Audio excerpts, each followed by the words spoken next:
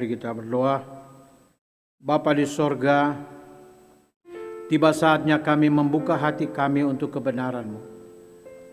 Kiranya Roh Kudus menolong setiap kami ketika kami membaca, mendengar dan memikirkan kebenaran-Mu.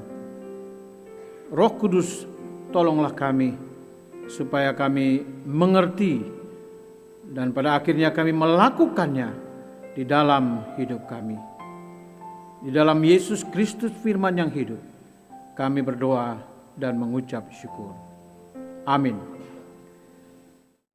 Jemaat Tuhan, mari kita membaca firman Tuhan untuk khotbah pada minggu pagi hari ini. Dari Injil Lukas pasal yang ke-19.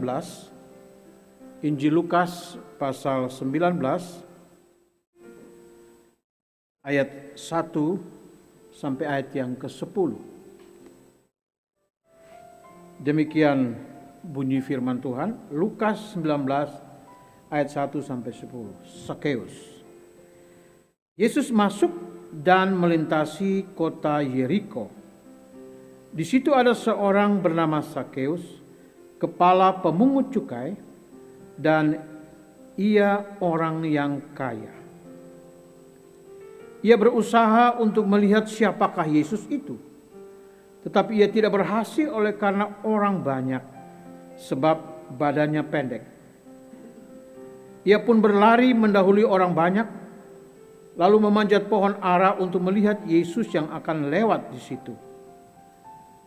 Ketika Yesus sampai ke tempat itu, ia melihat ke atas dan berkata kepadanya, "Sakeus, segera turun, sebab hari ini aku harus menumpang di rumahmu."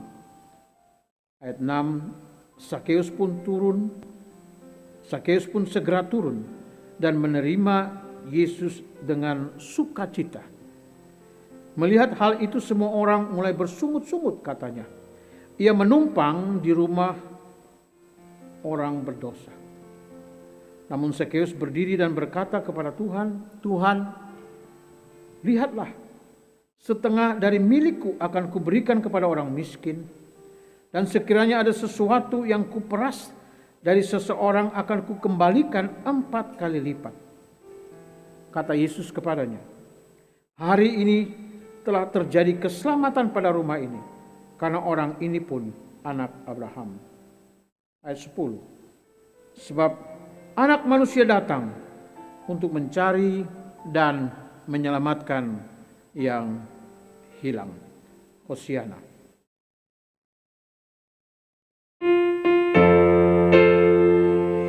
Hosiana, Hosiana, Hosiana.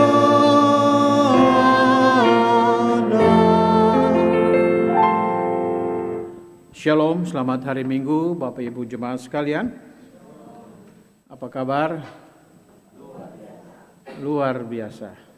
Saya senang. Jemaat yang dikasihi oleh Tuhan Yesus, tema kita hari ini menarik.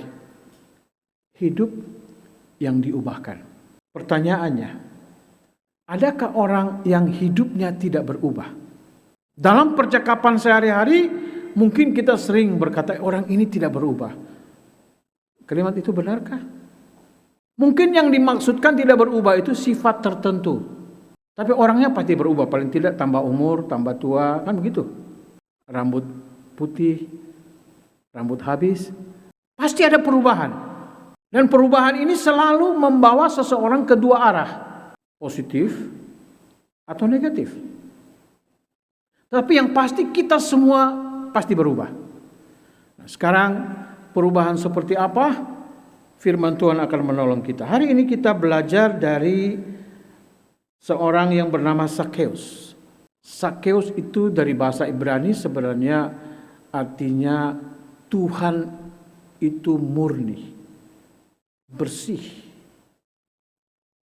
Tapi dikenakan kepada Sakeus yang pada kenyataannya hidupnya tidak bersih. Dalam teks kita dikatakan di situ ada seorang bernama Sakeus, kepala pemungut cukai, dan ia seorang atau ia orang yang kaya. Setiap kali bicara Sakeus, banyak orang mulai main fisik, mulai dengan pendeknya. Oh, jangan dulu. Pendek itu baru ayat berikutnya. Ayat yang kedua mau beritahu dia seorang yang hebat di mata dunia, seorang yang punya profesi, seorang kepala. Saudara, waktu itu di Israel sana ada 3 kota besar pusat untuk pajak waktu itu. Kaisarea, Kapernaum, dan Yeriko. Yeriko ini satu kota yang makmur, yang kaya oleh karena di situ perlintasan orang kalau mau menyeberang Yordan ke sebelah timur harus lewat Yeriko. Yeriko ini juga kota palem. Ini kota kaya sekali.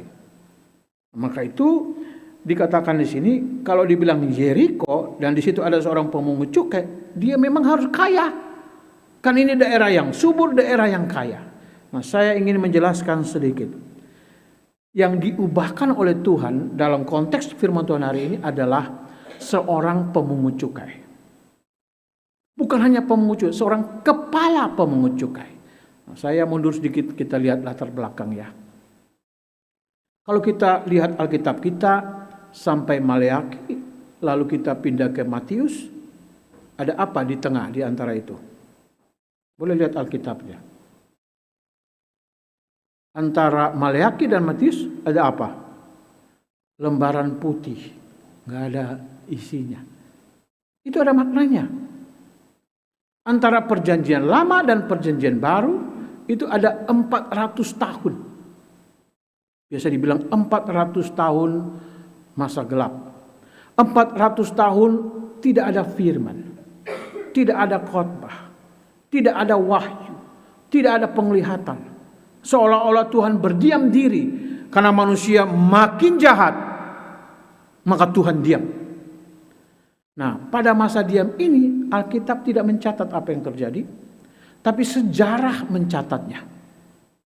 Pada masa diam ini, disitulah bangkit kerajaan baru. Sampai dengan Maleaki itu Media Persia menguasai dunia. Orang Israel dibuang ke Asyur, dibuang ke Babel, lalu kemudian setelah 70 tahun di Babel, mereka dikirim kembali ke Yerusalem, dikembalikan ke negaranya. Setelah itu, pada masa antara ini, ada bangkit kerajaan yang baru, kerajaan Yunani, dengan pemimpin jenderal terkenalnya Alexander the Great, Alexander Agung. Alexander Agung menguasai dunia. Sampai India dia sudah capek, mau kemana lagi, tidak ada lagi daerah rasanya yang perlu ditaklukkan. Jadi Indonesia tidak masuk hitungan, sampai India saja. Tapi ada juga catatan Alexander dan pasukannya sudah kelelahan, kecapean, dan pasukannya mulai bersungut-sungut pingin kembali. Artinya pada masa ini Yunani menguasai dunia. Salah satu yang dibuat Alexander adalah menyebarkan kebudayaan Yunani ke seluruh dunia, Helenistik. Maka seluruh dunia waktu itu berbahasa Yunani. Nanti kita mengerti kenapa Alkitab ditulis dalam bahasa Yunani. Supaya seluruh dunia di bawah kuasa Yunani ini bisa kenal siapa itu Yesus.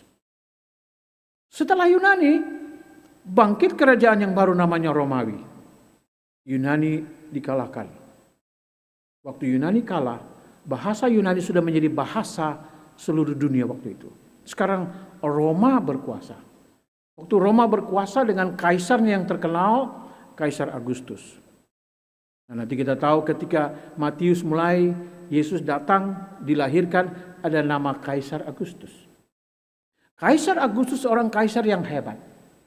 Administrasinya bagus. Dia mampu memanage kerajaan itu dengan baik. Dan salah satu programnya adalah membuat jalan dari seluruh dunia yang dikuasai menuju Roma. Maka mereka membuat jalan dari semua negara, semua daerah di mana mereka kuasai. Mereka membangun jalan. Kira-kira infrastruktur seperti Jokowi. Jalan-jalan dibangun.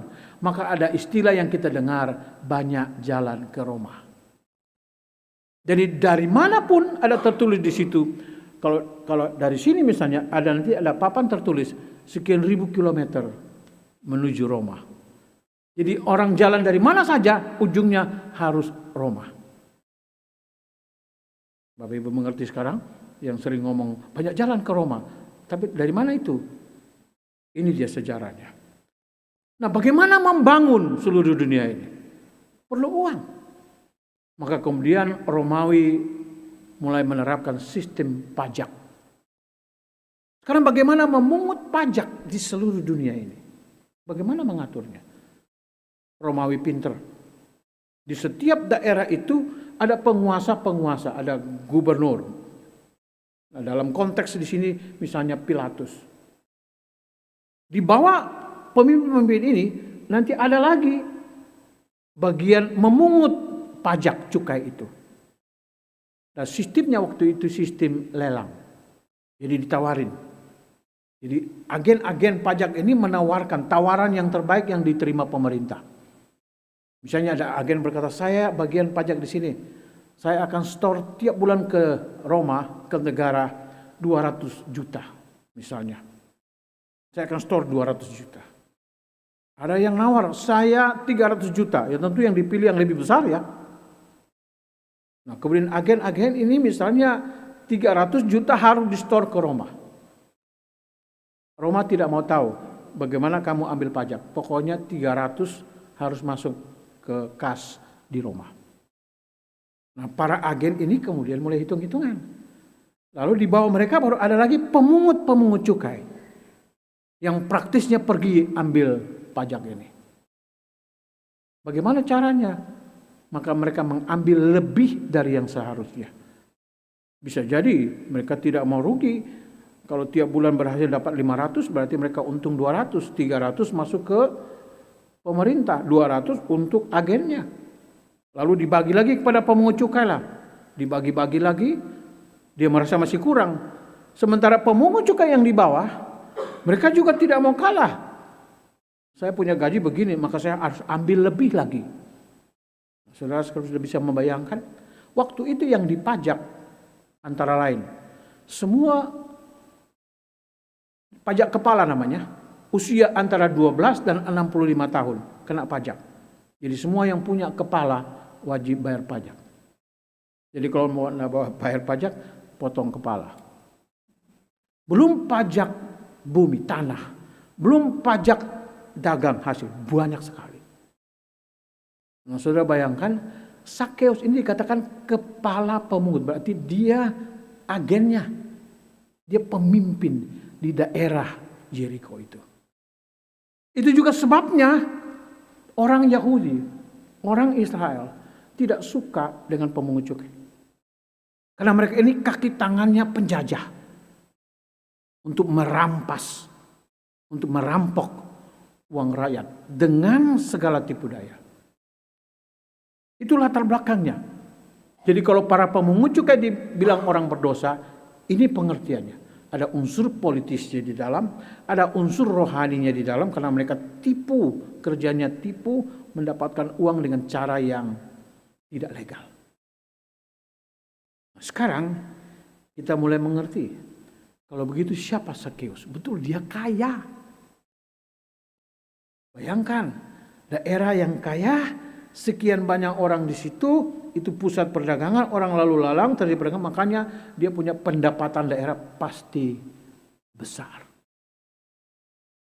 Sekarang, mari kita perhatikan apa yang terjadi dengan Sakeus.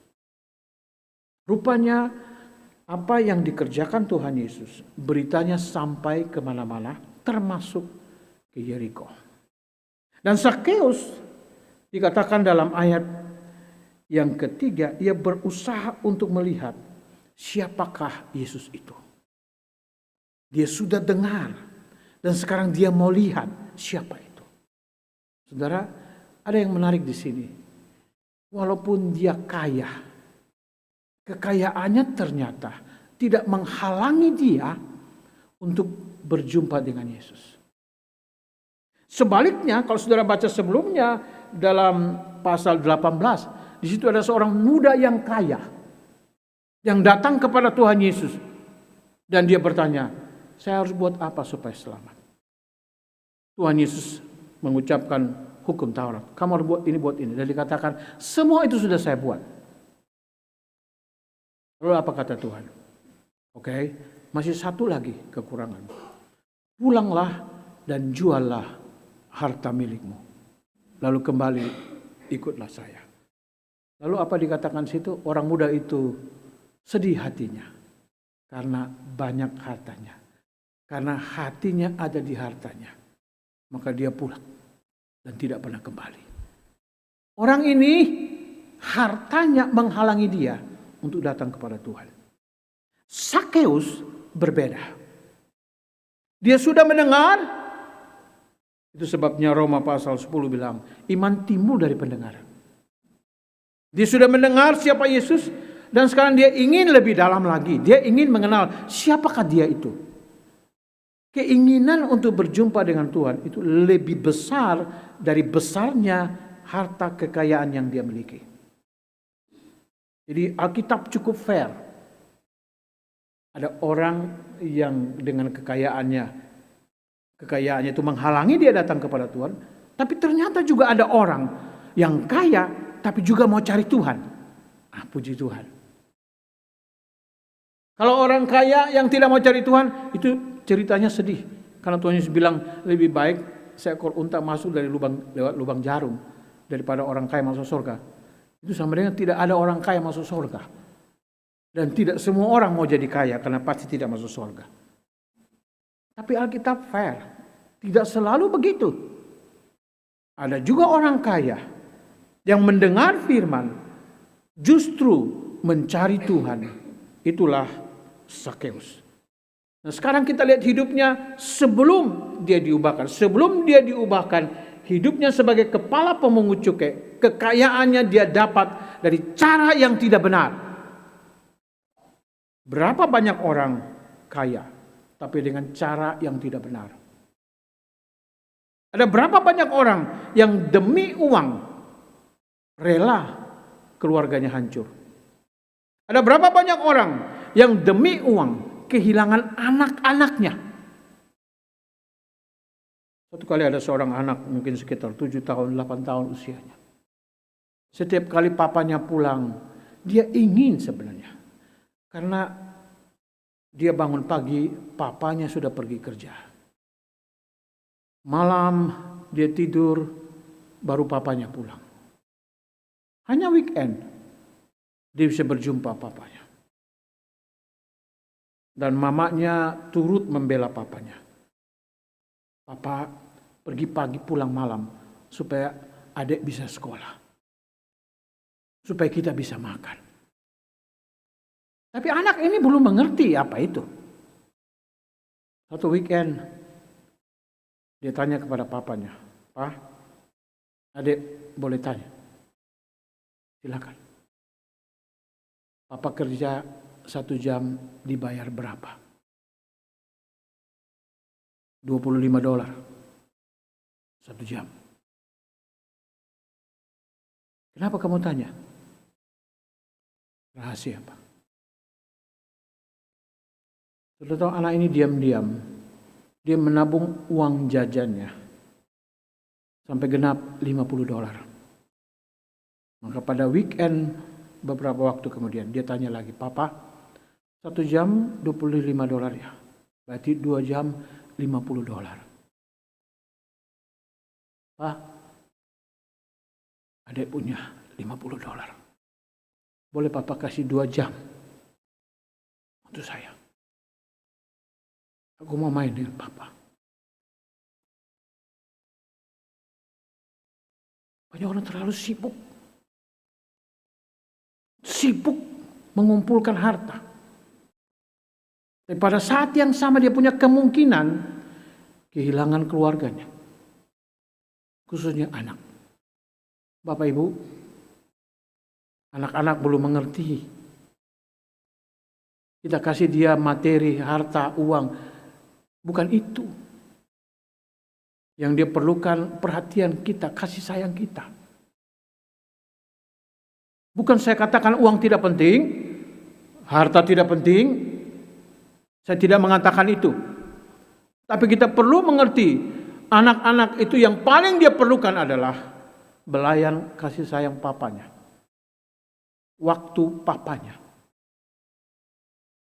Saya ingat waktu pelayanan begitu sibuk. Anak saya nomor 2 duduk di samping tempat tidur saya waktu saya sakit kepala. Dia nyanyi, "Ku tak bisa jauh darimu." Aduh.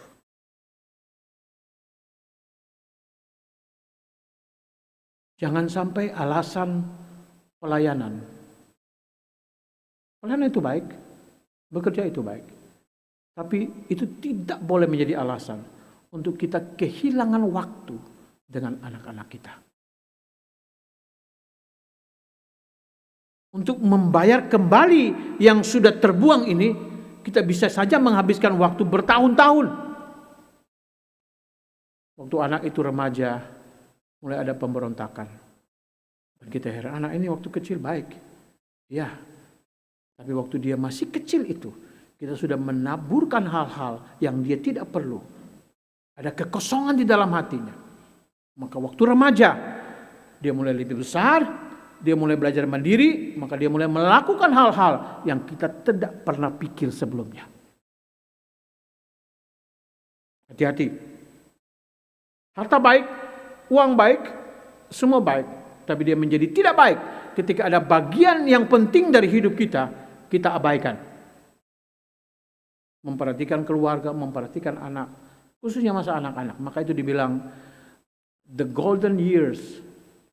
Usia emas anak-anak itu 0 sampai 12 tahun. Itu golden years. Kalau masa ini kita sebagai orang tua, kita bisa menginvest waktu, quality time dengan anak-anak ini. Kita akan menuai waktu di remaja dan pemuda. Sebaliknya, pada waktu emas ini kita tidak memperhatikan ini. Waktu remaja kita akan kehilangan anak-anak kita. Dan kita perlu berdoa dengan air mata lebih banyak supaya Tuhan ubah dia. Bukan berarti tidak ada harapan, masih ada harapan. Maka ada bilang ini ada kenakalan remaja. Nah, remaja itu sebenarnya tidak nakal. Yang nakal itu orang dewasa yang salah mendidik waktu mereka masih kecil. Dan kita tinggal menuai waktu mereka remaja. Nah, Bapak Ibu yang dikasihi oleh Tuhan Yesus. Mari kita belajar dari Zakheus di sini. Selama ini mungkin kita lihat dari perspektif yang lain. Tapi hari ini saya ingin mengajak kita lihat. Dia kaya.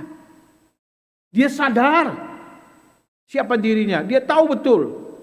Maka dia pingin sekali hidupnya itu diubah. Kenapa? Kalau saudara perhatikan ketika Yesus ajak dia ke rumah, ayat yang ke-6. Zakheus pun segera turun dan menerima Yesus dengan sukacita. Artinya apa? Artinya sebelum dia tidak sukacita, walaupun dia kaya. Dia bukan sukacita, dia duka citanya lebih banyak. Susahnya lebih banyak. Saudara-saudara, apa yang kita cari sih? Kita cari harta untuk apa? Katanya supaya happy. Supaya bahagia. Apakah benar kekayaan memberikan kebahagiaan? Apakah benar uang membuat kita nyaman, tenang, damai? Apakah benar demikian?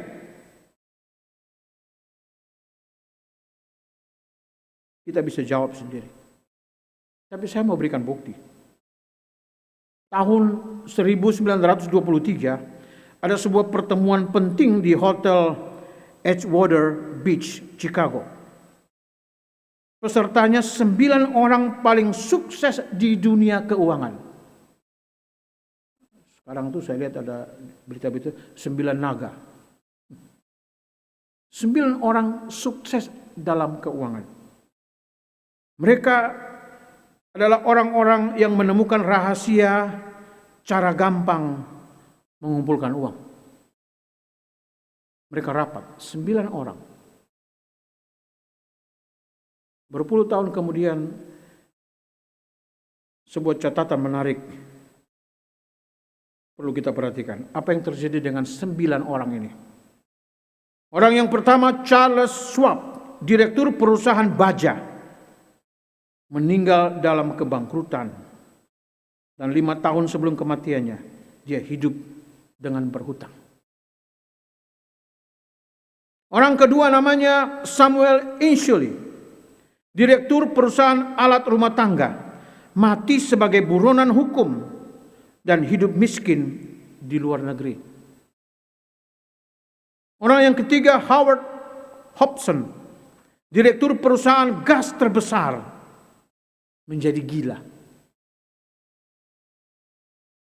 Yang keempat Arthur Cotton, pedagang tepung gandum, mati di luar negeri dalam keadaan pilot. Yang keenam Richard Whitney, direktur bursa saham New York, menghabiskan waktu di penjara Sing Sing yang terkenal itu. Akhirnya di penjara.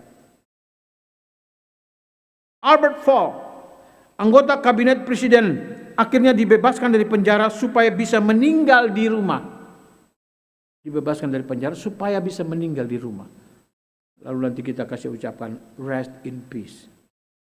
RIP itu sebenarnya mungkin rest in penjara harusnya. Tapi ya masih ada peri kemanusiaan biar dia meninggal di rumah. Yang ketujuh Jesse Livermore.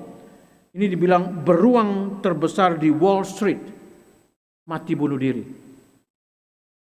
8 Ivan Kruger, pemegang monopoli, mati bunuh diri.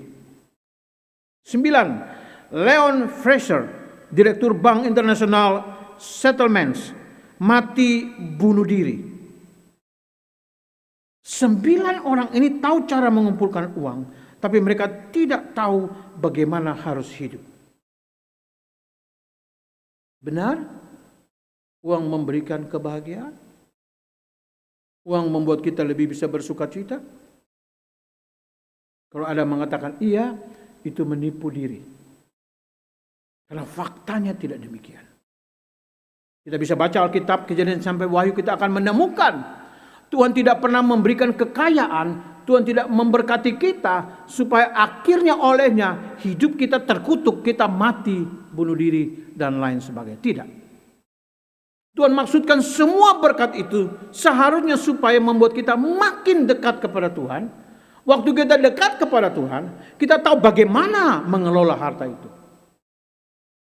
Baru kita bisa menikmatinya. Itu sebabnya Bapak Gereja Agustinus dia bilang begini, Tuhan, Engkau menciptakan hati kami dengan kegelisahan, dengan kacau. Kami hanya bisa tenang setelah kami kembali kepadamu. Ketika kami datang kepadamu, di dalam Engkaulah ada ketenangan. Di luar Engkau, hati kami kacau. Jadi hati ini bisa diisi dengan apa saja dari dunia ini, tapi tetap ada bagian yang kosong. Maka itu saudara-saudara, Sakeus memberikan pelajaran kepada kita dan memberitahu kepada kita, sukacita kita, damai kita bukan dari harta, bukan dari uang yang banyak. Setelah berjumpa Tuhan, Tuhan bilang, aku harus menumpang di rumahmu. Ini bagus sekali. Dalam bahasa teologi ini namanya divine necessity, keharusan ilahi. Allah mau menyelamatkan Sakeus. Allah mau menyelamatkan orang kaya. Allah mau menyelamatkan mereka yang profesinya kotor, yang gelap. Allah mau menyelamatkan itu. Saya pikir kalau hari ini firman Tuhan ini ada di gereja kita, Bapak Ibu harus bisa menerjemahkannya. Tuhan juga mau supaya kita kembali kepada Dia. Kita terima Dia dalam hidup kita. Itulah sukacita sesungguhnya. Waktu kita terima Dia, baru kita tahu bagaimana kita menggunakan semua harta kita. Nah, bagaimana itu? Mari kita lihat perubahan yang terjadi pada Sakeus. Setelah berjumpa dengan Tuhan Yesus, setelah menerima Tuhan Yesus, apa yang terjadi? Yang pertama, dia betul-betul sadar, dia mengakui dosanya, dia sungguh-sungguh bertobat. Dan wujud dari pertobatan itu, tindakannya apa? Yang pertama, coba perhatikan teks kita, ayat 8. Namun Sakeus berdiri dan berkata kepada Tuhan, Tuhan lihatlah, setengah dari milikku akan kuberikan kepada orang miskin.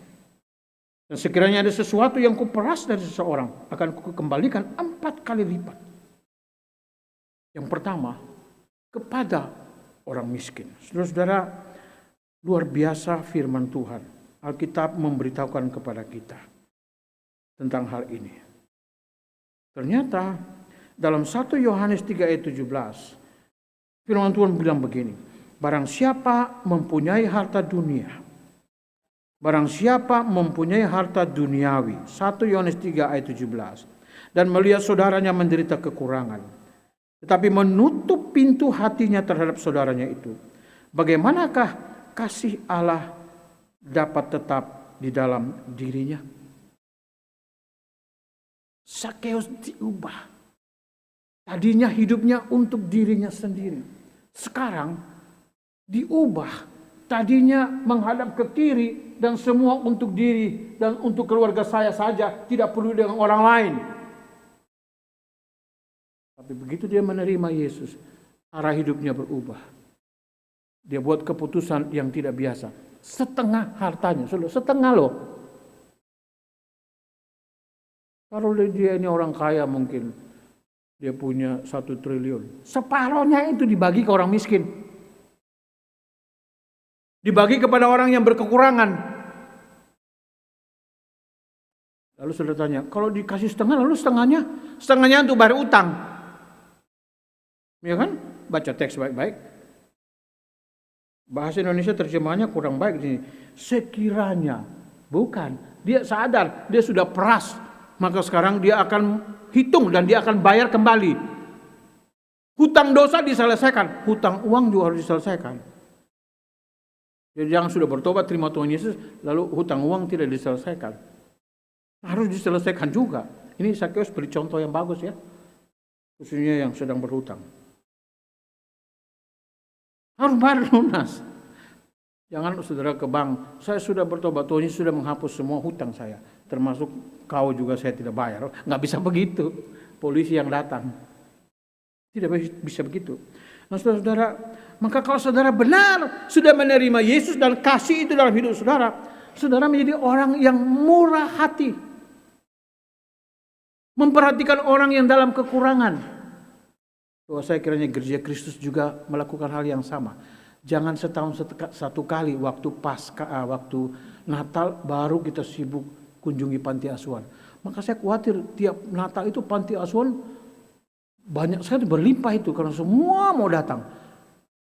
Janganlah tumpuk nanti bulan Desember. Kalau kamu tahu ada kekurangan, cepat urus. Jangan tunggu Desember, udah mati dia. Juga jangan curiga, orang ini hanya mau makan saja tapi tidak mau Tuhan Yesus. Sorry, itu terlalu cepat buat kesimpulan. Ada satu kisah yang menarik. Ada konferensi penginjilan pemuda-pemuda di Chicago. Hari ini topiknya Chicago. Saya sendiri hanya terbang lewat di atasnya, belum pernah turun di situ. Ada konferensi penginjilan pemuda. Setelah konferensi itu, pada satu waktu mereka disuruh menyebar ke seluruh kota Chicago, downtown, untuk memberitakan Injil.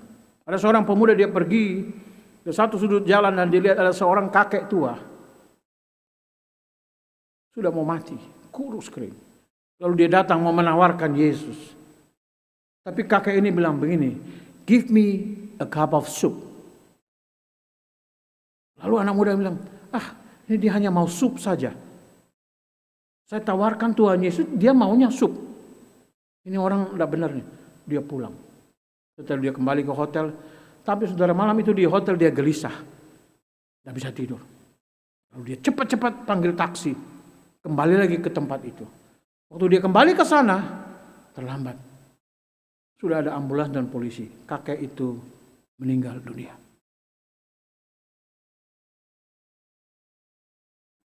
Sejak hari itu dia berubah. Tuhan, seharusnya melalui semangkok sup. Itu pintu masuk untuk saya menawarkan Yesus kepada dia. Kita terlalu banyak curiga. Memberi bantuan itu satu cara untuk kemudian Injil bisa sampai. Jangan curiga, orang ini hanya mau makan saja. Kalau makan datang ibadah, kalau nggak ada makan nggak datang. Jangan gitu. Karena Tuhan juga mendekati orang-orang dengan cara yang sama. Dia memberi mereka apa yang paling mereka butuhkan saat itu. Yang mereka paling butuhkan itu makan. Saudara kasih Alkitab, dia tidak bisa makan Alkitab itu. Dia perlu semangkok sup. Saya suka pepatah India. Jangan pernah menawarkan harumnya bunga mawar setelah Anda merusak hidungnya. Jangan pernah menawarkan Yesus kepada orang lain setelah kita merusak hidungnya. Pendekatan kita yang salah menyebabkan orang itu menutup pintu. Saya bukan penganut penginjilan yang radikal. Kemana-mana harus percaya, kalau tidak masuk neraka. Justru kita merusak. Dengan perempuan Samaria, Tuhan minta air. Tuhan Yesus tidak datang langsung berkata kepada perempuan, hei perempuan gatal, suami kamu sudah 6, saya tahu. Yesus tidak bilang begitu. Yesus mulai dengan air, saya minta air. Percakapan itu mulai dari air. Saudara, Zakheus berhasil mempraktekkan apa yang Tuhan mau. Amsal 14 ayat 31 berkata, siapa menindas orang yang lemah menghina penciptanya. Tetapi siapa menaruh belas kasihan kepada orang miskin memuliakan Allah. Saudara nggak usah omong kosong banyak. Memuliakan Allah salah satunya memperhatikan orang miskin, memperhatikan orang berkekurangan, dan saudara memberikan apa yang Tuhan sudah berikan kepada saudara. Itu memuliakan Tuhan. Daripada menyanyi sampai urat leher keluar di gereja, tapi tidak pernah memperhatikan orang yang kekurangan. Gereja mula-mula cara hidup mereka adalah apa? Mereka memperhatikan orang miskin. Gereja di Yerusalem miskin. Gereja di Eropa kumpul uang, bantu. Paulus bilang, kamu bantu mereka. Mereka sedang mempraktekkan firman Tuhan. Saudara ingat Injil Matius pasal 25. Di sana Yesus bilang begini, waktu aku telanjang, kamu memberi aku makan. Waktu aku lapar, kamu memberi aku pakaian. Begitu. Yesus sedang bicara kepada mereka. Dia coba mengidentifikasi siapa yang harus menjadi objek. Kamu mempraktekkan. Kalau kamu mengasihi aku, kamu lakukan kepada mereka yang hina ini. Kepada mereka yang berkekurangan ini. Maka itu dia mulai dengan berkata, ketika aku lapar, kamu memberi aku makan. Ketika aku haus, kamu memberi aku minum. Ketika aku seorang asing, kamu memberi aku tumpangan. Ketika aku telanjang, kamu memberi aku pakaian. Ketika aku sakit, kamu melawat aku. Ketika aku di dalam penjara, kamu mengunjungi aku. Matius 25 ayat 35 sampai 40. Maka orang-orang benar itu akan menjawab dia, katanya, Tuhan, bila manakah kami melihat engkau lapar dan kami memberi engkau makan, atau haus dan kami memberi engkau minum? Bila manakah kami melihat engkau sebagai orang asing dan kami memberi engkau tumpangan, atau telanjang dan kami memberi engkau pakaian? Bila manakah kami melihat engkau sakit atau dalam penjara dan kami mengunjungi engkau? Dan raja itu menjawab mereka, aku berkata kepadamu, sesungguhnya segala sesuatu yang kamu lakukan untuk salah seorang dari saudaraku yang paling hina ini, kamu telah melakukannya untuk aku. Allah itu roh, tidak kelihatan. Jangan saudara bawa makanan taruh di bawah salib sini. Salib ini tidak akan makan makanan itu. Itu saudara kembali pada penyembahan berhala. Apa yang kamu lakukan kepada sesamamu? Waktu Paulus diurus oleh Tuhan dalam perjalanan ke Damsyik, Yesus bertanya, mengapa engkau menganiaya aku? Loh, siapa yang dianiaya Paulus? Orang Kristen, jemaat Tuhan, gereja Tuhan yang dianiaya. Tapi Yesus bertanya, mengapa engkau menganiaya aku? Saudara, mari penglihatan kita ditarik turun, jangan terlalu tinggi. Apa yang kita buat kepada sesama kita? Tuhan Yesus bilang, kau buat kepada saya. Alkitab luar biasa. Kalau saudara mau memuliakan Tuhan, perhatikan mereka yang kurang dan bantulah mereka. Kenapa? Yohanes 12 ayat 8 Yesus bilang begini, karena orang-orang miskin selalu ada pada kamu, tetapi aku tidak akan selalu ada pada kamu. Dia bicara kepada murid-murid sebelum dia naik ke sorga. Nanti aku tidak ada. Tapi orang miskin selalu ada pada kamu. Orang yang berkekurangan selalu ada di sekitar kamu. Waktu kamu buat itu untuk mereka, kamu buat untuk aku. Perubahan yang pertama dari seorang yang hidupnya diubahkan, dia sekarang tidak lagi pikir dirinya sendiri, tapi dia mulai melihat keluar. Baru yang kedua, dia menyelesaikan hutangnya. Semua yang saya peras akan saya selesaikan. Saudara, bahkan 4 kali lipat. Ini kalau ada pengumuman di kota Yeriko, semua berbondong-bondong ke rumah Sakeus pasti. Dan Sakeus membayar kembali 4 kali lipat. Apa yang paling diingat orang? Berapa orang yang berhutang kepada saya, kan? Apa yang paling tidak diingat orang? Saya lupa saya berhutang kepada siapa. Orang-orang sudah napas satu-satu mau mati pun dia masih ingat. Nah, masih ada hutang di tetangga sebelah. Jangan lupa kau tagih ya setelah saya meninggal. Ingat terus sampai mati. Sakeus memberikan kepada kita contoh yang baik di sini. Waktu kita menerima Yesus, hidup kita diubah. Kita dipulihkan dengan Allah, tapi juga kita dipulihkan dengan sesama. Sekarang pertanyaannya, Bapak Ibu ada di mana? Bapak Ibu ada di Sakeus sebelum berjumpa Yesus, atau sekarang Bapak Ibu ada di posisi sesudah menerima dan berjumpa Yesus? Kalau sesudah, kalau Bapak Ibu sudah diubahkan ada di sini, maka yang pertama, tidak pikir diri sendiri. Kita mulai berpikir keluar. Berpikir keluar ini artinya juga termasuk di dalam rumah tangga sendiri. Bagaimana hubungan suami istri, bagaimana hubungan orang tua dan anak.